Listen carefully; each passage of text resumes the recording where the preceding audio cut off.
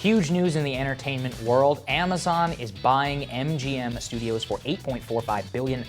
Here's why it matters, which is that oh no, you guys. Amazon currently rules America. They expanded to They rule America, you guys. second largest employer in the United States of retail workforce behind Walmart. Walmart, though, is actually just a retail store. Amazon is everything. And if you watch my I made a video a few years ago called The Myth of the Monopoly.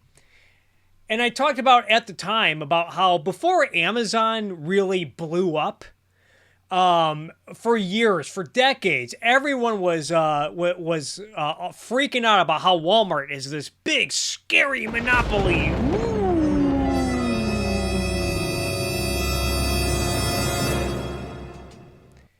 And now Amazon is the big, scary monopoly. And all the things that people complain about Walmart for decades, they're now saying the same thing about Amazon. And now they're in competition with each other. I think Walmart started their delivery services. I think a few years ago, they started giving free shipping on orders above $50 to compete with Amazon because they had to.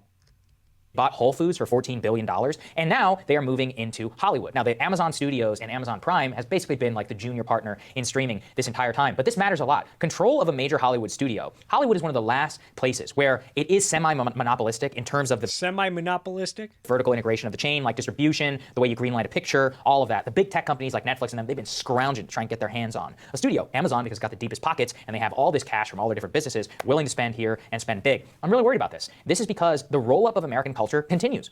Now, it is worth noting, this might not pay off for Amazon.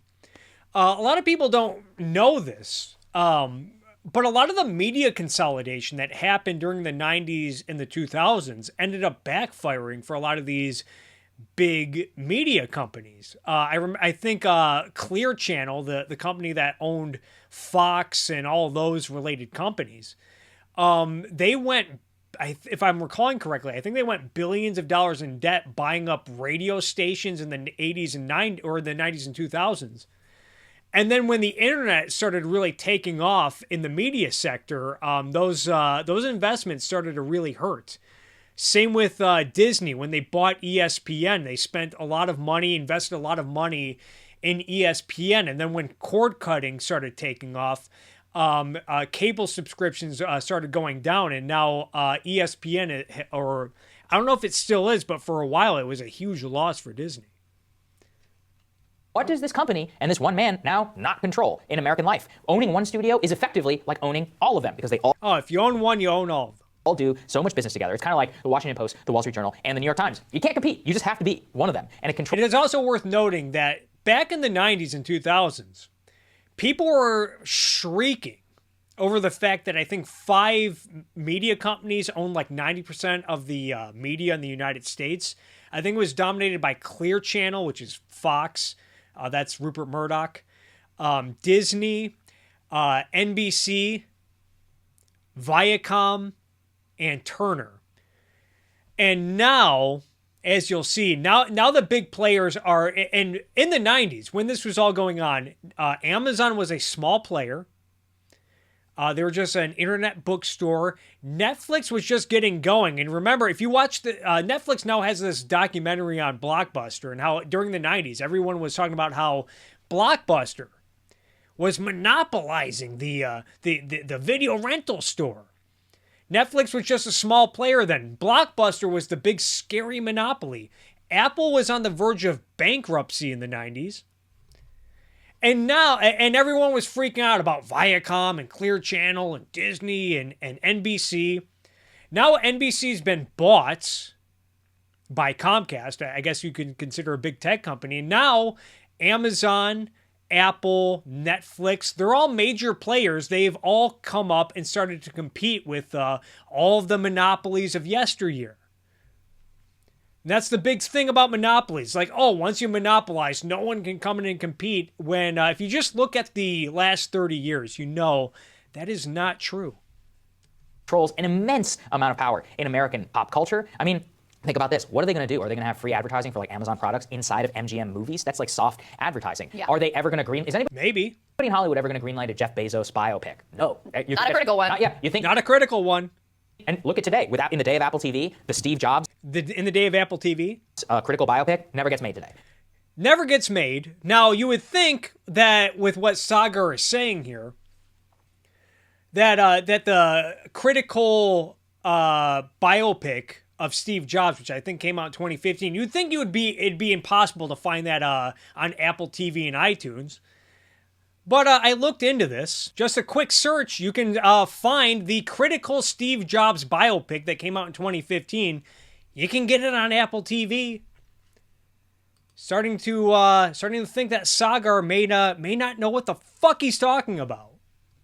Think about these types of things. This is just on the micro level. The like cascading effects through culture of having a single company control all of this is crazy. Single company. And ultimately, it's honestly bad for everyone. It's just that the corporatization of culture has created Hollywood today where nothing original gets made. It's all remakes, franchises, and more. When's the last time you saw a funny comedy? It's been like 10 years. It's all total tired. Now, he's dropping the context that, I don't know about you guys. Maybe you could say that, yeah, movies, a lot of movies are worse than ever.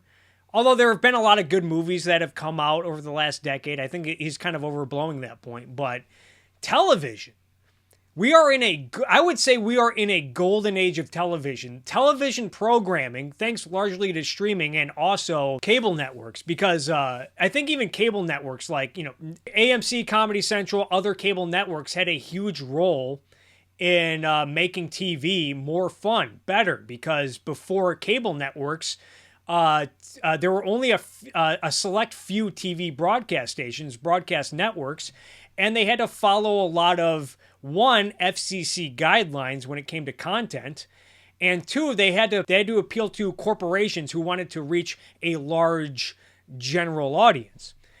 Cable networks did not have to play by the rules of the FCC. They were allowed to be riskier, edgier. And then when cord-cutting networks like Netflix, Apple TV, maybe not so much Apple TV, Amazon, YouTube, when they started to enter, then TV got even a lot better. HBO is another one. HBO had a huge role in making TV a lot better. TV, the quality of TV content, Sopranos, Breaking Bad, WandaVision. Yeah, I'm a fan of the MCU TV shows. I'm really excited for Loki. I'm so tired of comic book movies. I'm so tired of superheroes. Blow it out your ass. I like them, okay? Better Call Saul, Rick and Morty, South Park, Game of Thrones. Compare that to all of the television programming prior to the 1990s, 1980s, which it blows it out of the water.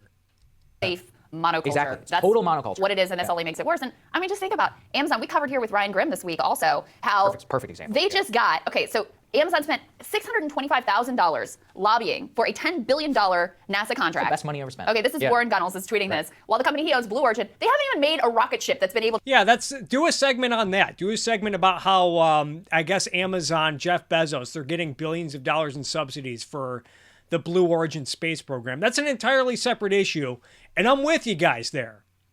But by what principle do Crystal and Sagar have to argue against subsidies? I have a principle. I want a complete separation of state and economics.